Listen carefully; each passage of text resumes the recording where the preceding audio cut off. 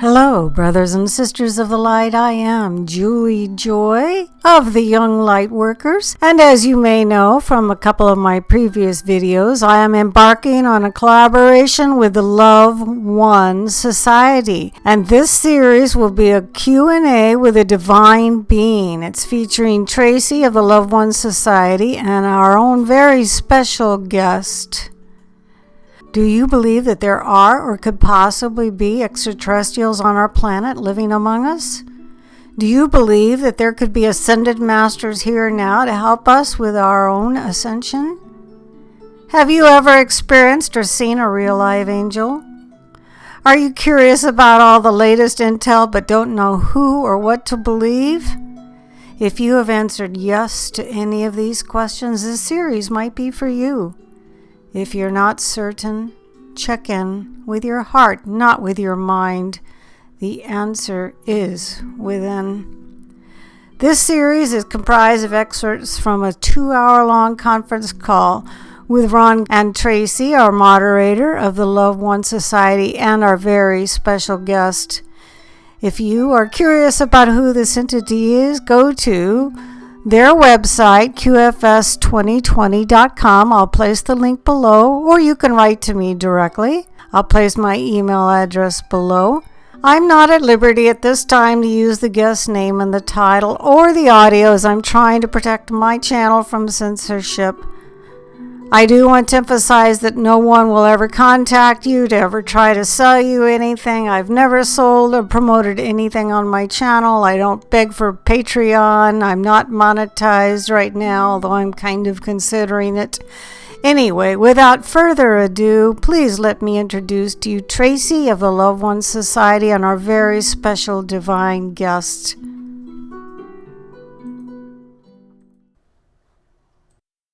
Jane from the UK. When is the Alliance going to help remove the lower levels of criminal types in the UK?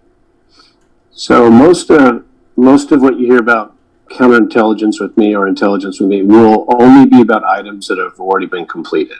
And I'm a big fan of not talking about the past, but I know everyone's very curious because you don't get a lot of information. But essentially, America was first, Britain was probably 5th or 6th on the cleanup program.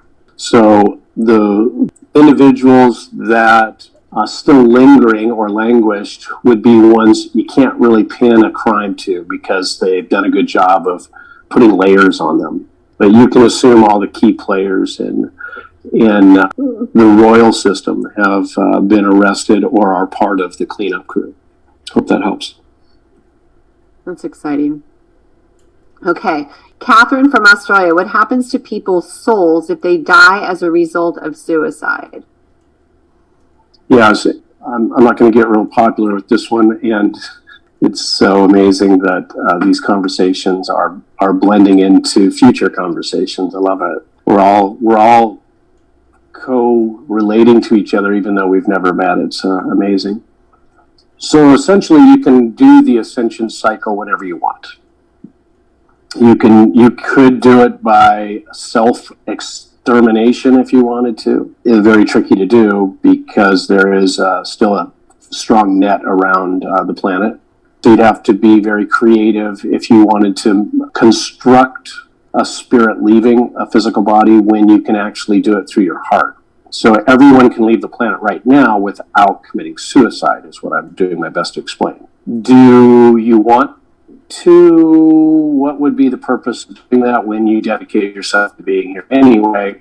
So your higher self would probably, for lack of a better definition, be laughing at you for doing that because you'd end up coming right back here anyway. So no is the answer and yes is the answer. I hope that helps. Okay, that was vague as usual. Okay, so I guess Simon Park said that he doesn't believe in the redemption centers, but he recommends people to join Love One Society. So why do you think that he says he doesn't believe in it? It's going to be pretty tough for me to talk about anybody specifically. When you're talking about that gentleman, you're talking about someone with a lot of integrity. And so it's probably taken out of context. But certainly you all are very savvy on how we're going to help each other with our our purpose, and that is to find purpose. And so I'll leave it at that.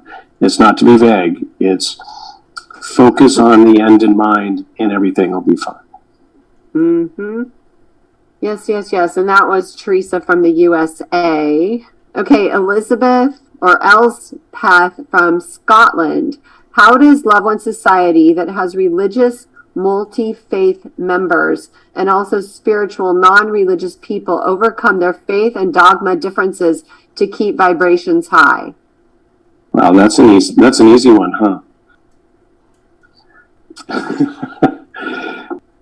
Regardless of the installation and indoctrination of any belief would be a word I would describe as chasing something.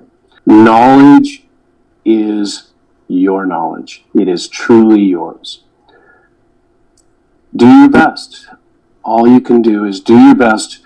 And my suggestion, as you make this transition from mind energy to spirit energy, your rudder, your compass will always support you. And that is your highest excitement, your highest joy. And no book can be written to show you your highest excitement or your highest joy. Your wildest inspiration is directed by you, Mr. and Mrs. God. And that's all I can say about that. Thank you. So Alicia from South Africa, I want to know, why is it that Juan O Savin said that NESARA and NESARA is a scam? Well, again, I believe Ron started our communications today correctly for me. You must realize that great care is taken in this war. Just know it's very, very well planned out, and it's been planned for a very long time. And just know great care has been given to many pieces of information you're seeing come through. Yes, it's confusing. That's part of how it works. It needs to fall apart for it to fall apart, would be my general summarization. Okay. I like what you said to me the other day. May I repeat it? You can record, keep any words I have. Thank you so much, Tracee, for asking. Well, I'm just going to say what you said, that if we're in a war and the military or the good guys say, go, we're going to go right, where's the bad guy going to go? Right. That was a good one. Yeah. I do my best explaining that the real value I believe I bring here as a transition specialist is I have my memories back from the attacks on me and the espionage that came back to this planet, that I would have to take on aliens every day.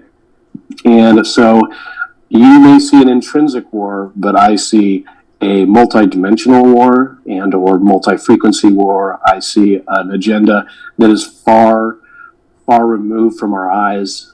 And unfortunately, this is a very alien war we're fighting, unfortunately. Hope that helps. Yeah, that's crazy. So I think that this question earlier from Benley that lives in New York, it's just that how can we best expand our vision to prepare for our projects? Great question, and it's why I'm so excited to reach out to you all and Ron. Is the true excitement that you have in your heart, right underneath your rib cage, is all you need to focus on. It will literally guide you to what your next step might be. It doesn't matter if you didn't take the fifth step. Just focus on one step at a time. I'm excited, fill in the gaps, take that step. That's my suggestion. I hope that helps. I like it because that just gives me permission to do all the things that I love to do anyway. Okay, if most everything we've been told or taught has been a lie, then are we being misled and believing that the RV and NESARA are going to happen? That is Jackie from the USA. Yeah, great question. I'm surprised it wasn't the first one.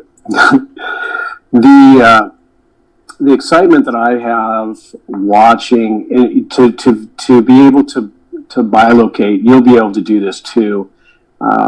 So I can assure you that I've been to 2,150 years here.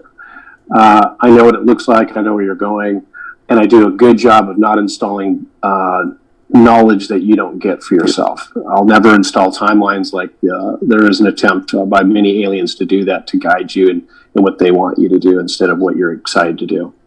The opportunity that we have now to look and observe means of exchange is being personally scrutinized every moment of every day, because your purpose doesn't need a means of exchange. You don't need a middleman to go be excited, now do you? You're going to be excited about whatever you're excited about. You don't need a green piece of paper with a pyramid on it. And so this is just a very short stepping stone to your evolution here, because you're so powerful now. If you focus on the end in mind, your purpose, as the root cause analysis of that question, if the purpose is inspired by inspiration, literally, it will all show up right on time. And so their means of exchange is really just going to be gratitude for the means that your purpose drove.